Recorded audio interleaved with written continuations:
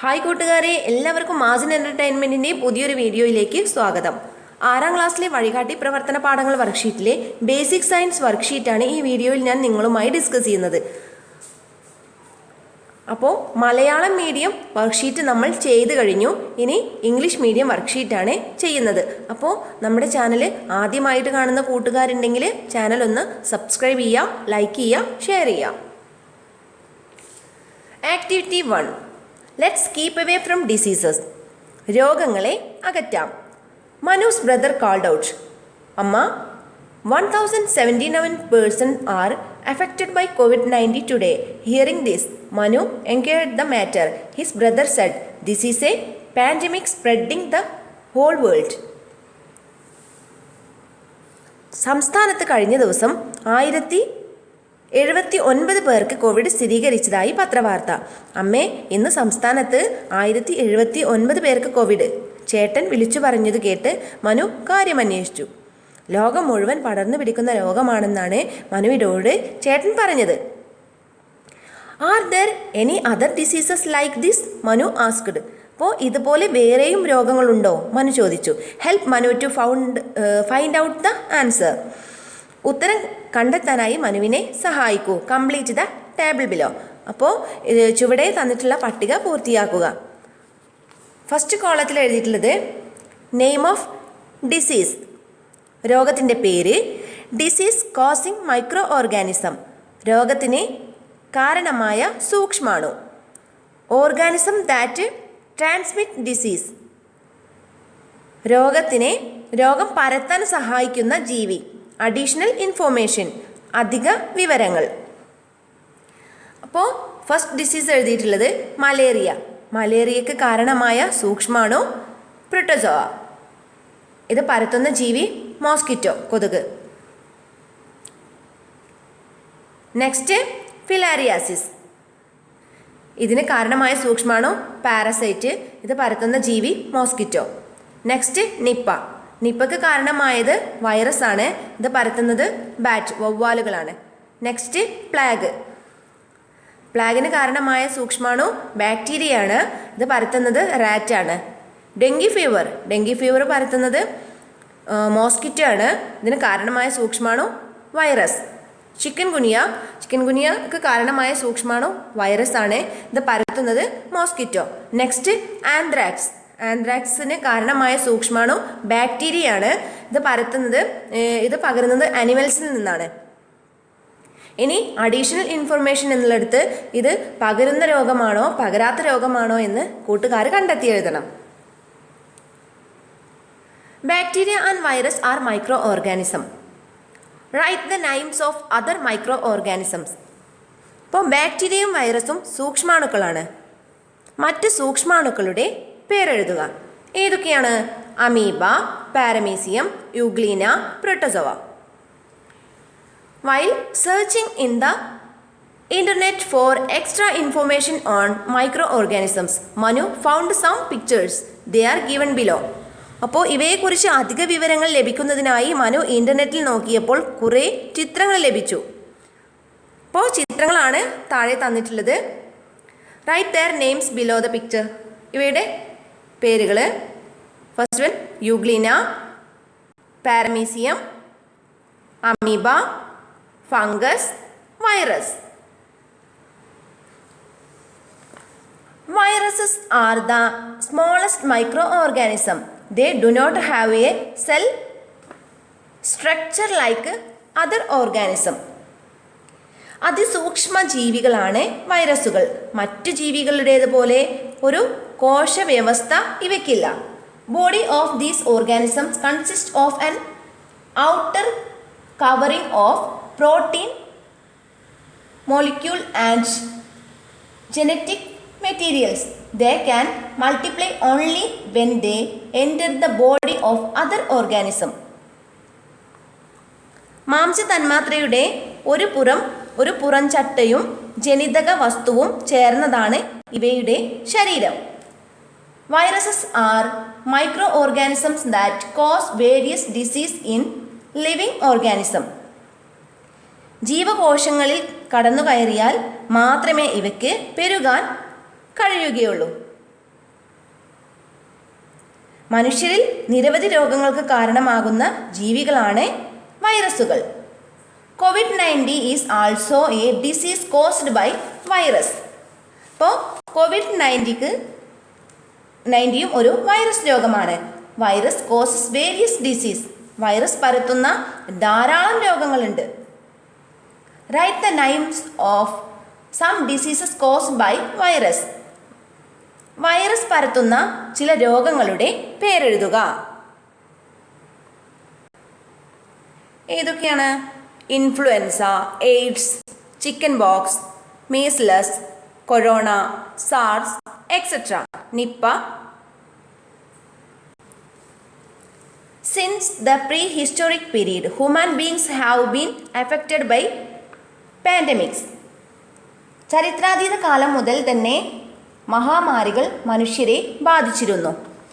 In the mid-19th century, scientists like Louis Pasteur and Robert Koch found out that microorganisms cause diseases.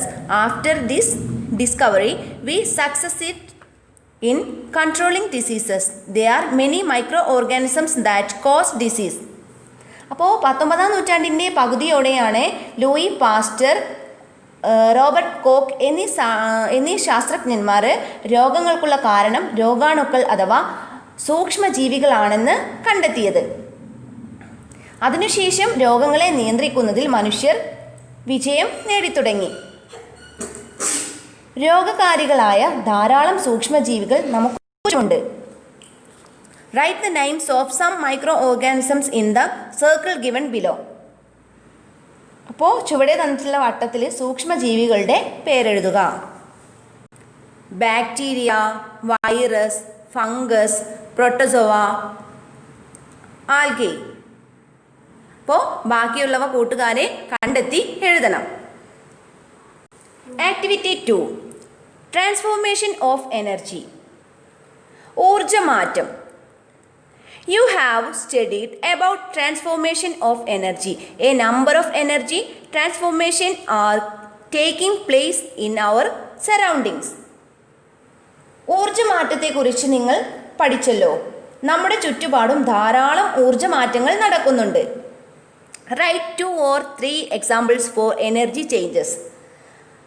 ഇപ്പോൾ 2-3 ഊർജമാറ്റങ്ങൾ എഴുതുക. Working and electric motor, bulb glowing, lighting a match sticks.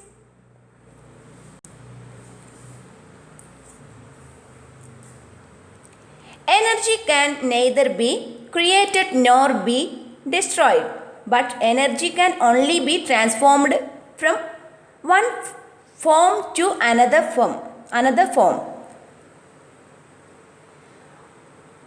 ഊർജത്തെ നിർമ്മിക്കാനോ നശിപ്പിക്കാനോ സാധ്യമല്ല.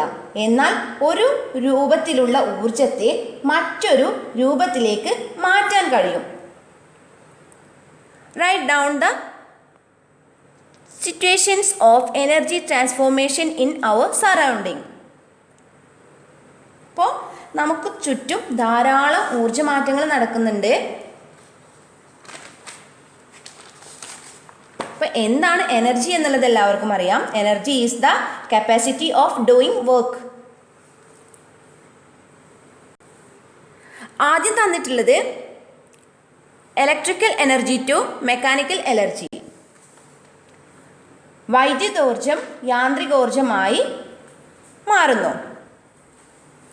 അതിനുള്ള examples ആണ് working and electric fan, working and electric motor. Next, electrical energy to light energy. വൈദ്യുതോർജം പ്രകാശോർജമാകുന്നതിന് ഉദാഹരണമാണ് bulb glowing and working and inverter. Next one, chemical energy to light energy.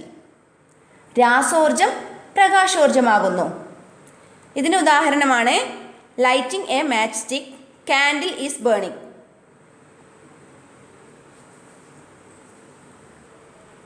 Next, electrical energy to heat energy. വൈദ്യുതോർജം താപോർജമാകുന്നതും bulb glowing. അതിന് എക്സാമ്പിളായിട്ട് നമുക്ക് അത് തന്നെ കൊടുക്കാം. കാരണം ബൾബ് കത്തുമ്പോൾ ചൂട് അനുഭവപ്പെടുന്നുണ്ട്. Next, chemical energy to heat energy.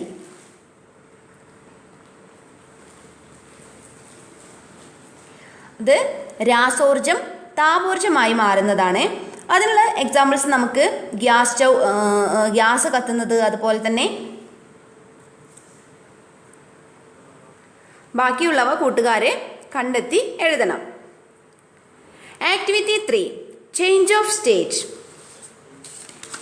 മൂന്നാമത്തെ ആക്ടിവിറ്റി എന്ന് പറയുന്നത് അവസ്ഥാമാറ്റമാണ്. Take 1 liter of water, freeze it to make ice. When the state of matter changed, was there any change in volume? How to find this? 1 litre ജലമെടുത്ത് തണുപ്പിച്ച് ഐസാക്കുക. അവസ്ഥാമാറ്റം വന്നപ്പോൾ വ്യാപ്തത്തിന് വ്യത്യാസമുണ്ടായോ? ഇത് കണ്ടെത്തുന്നത് എങ്ങനെ? Prepare A report based on the experiment. അപ്പോൾ നിങ്ങളൊരു പരീക്ഷണക്കുറിപ്പ് തയ്യാറാക്കാൻ വേണ്ടിയിട്ടാണ് പറഞ്ഞിട്ടുള്ളത്. അപ്പോൾ നമുക്ക് എങ്ങനെ എഴുതാം? When the states of matter changed, അല്ലേ? We can see this is a change in volume. 1 litre of water. അപ്പോൾ വാട്ടർ ഏത് അവസ്ഥയിലാണ്? ലിക്വിഡാണ്. It is in liquid state. When we freeze it and make ice, വീണ്ടും ഇത് നമ്മൾ തണുപ്പിച്ചെടുക്കുന്നു. It's state changed into solid. Solid wants less space then liquid. So in solid state volume decreased. So we can say changes occurs in States of matter changed. അപ്പോൾ ഇവിടെ പറയുന്നത് 1 litre വെള്ളം ദ്രാവകാവസ്ഥയിലുള്ളതാണ്. അതിനെ നമ്മൾ തണുപ്പിച്ച് ഖരാവസ്ഥയിലേക്ക് മാറ്റുന്നു. ദ്രാവകാവസ്ഥയിലാണ്, അതായത് വെള്ളം ദ്രാവകാവസ്ഥയിലായിരിക്കുമ്പോൾ അത് സ്ഥിതി ചെയ്യാൻ കൂടുതൽ സ്ഥലം നമുക്ക് ആവശ്യമാണ്. എന്നാൽ ഐസ് ആണെങ്കിലോ ഒരു സ്ഥലത്ത് നമുക്ക് അതിനെ ഒതുക്കി വെക്കാം. അതുകൊണ്ട് തന്നെ അതിൻ്റെ വ്യാപ്തം കുറവാണ്. അവസ്ഥകൾ മാറുമ്പോൾ വ്യാപ്തത്തിനും മാറ്റമുണ്ടാകുന്നു.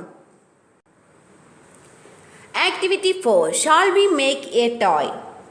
കളിപ്പാട്ടം നിർമ്മിച്ചാലോ? We find a lot of waste materials in our surroundings. Let's make a toy bringing a change in the state of the material. What toy will you make? ഇപ്പോൾ ചുറ്റുപാടും ധാരാളം പാഴ്വസ്തുക്കളുണ്ടല്ലോ. അവസ്ഥാമാറ്റം വരുത്തി ഒരു കളിപ്പാട്ടം നിർമ്മിക്കാം. Write down the method of making the toy. അപ്പോൾ നിങ്ങൾ നിർമ്മിക്കുന്ന കളിപ്പാട്ടത്തിൻ്റെ നിർമ്മാണ രീതി എഴുതാൻ വേണ്ടി പറഞ്ഞിട്ടുണ്ട്. അപ്പോൾ അത് നമുക്ക് ഓൺലൈൻ ക്ലാസ്സിൽ നമുക്ക് കാണിച്ചു തന്നതാണ്. അപ്പോൾ കൂട്ടുകാർ എല്ലാവരും എന്തെങ്കിലും ഒരു ടോയ് നിർമ്മിക്കണം. എന്തായാലും ഒരു കളിപ്പാട്ടം നിർമ്മിച്ച് അത് എങ്ങനെയാണ് നിങ്ങൾ നിർമ്മിച്ചത് എന്നുള്ള നിർമ്മാണ രീതി എഴുതാൻ മറക്കരുത്. അപ്പോൾ നിങ്ങൾക്ക് എൻ്റെ വീഡിയോ ഇഷ്ടമായാൽ ലൈക്ക് ചെയ്യാനും ഷെയർ ചെയ്യാനും സബ്സ്ക്രൈബ് ചെയ്യാനും മറക്കരുത്. Thank you.